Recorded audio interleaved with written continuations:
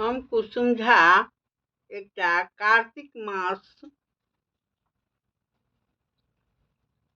गंगा स्नान करै छलियै, कार्तिक नहाय छलियै, अगहन पूस माघ एहि पर एकटा कविता सुना रहल छी। केहन हाथ से बताब सखी सब। कार्तिक मास दादी काकी पीसी सब बूढ़ सब मास करैत छथि। कार्तिक मास दीदी काकी पीसी सब बूढ़ सब मास करैत छथि। गाम में सेहो हम सब मास केलहुँ। कार्तिक नहेलहुँ पोखरि में, कथा सुनी भगवान के कीर्तन होइन। गाँव में अगहन माघ बैसाख सेहो नहाइत छल। गाँव में अगहन माघ बैसाख सेहो नहाइत छल। जनकपुर में गंगा, हरिद्वार में सेहो मास करैत छल। जनकपुर में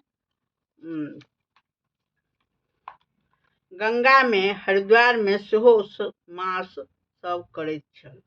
अगहन माघ में घूर तापैत छलहुँ, भगवान भजन करैत सब कथा सुनैत छलहुँ।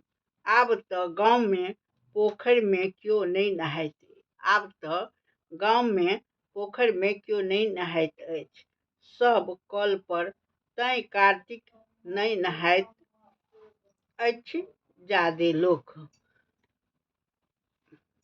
आब के बच्चा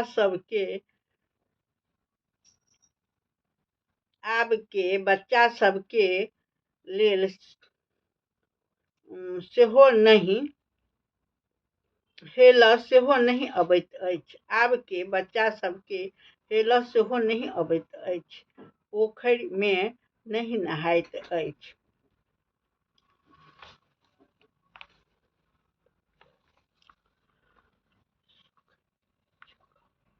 आब कल पोखरि सब सुखाइत अछि। आब कल पोखरि सब सुखाइत अछि।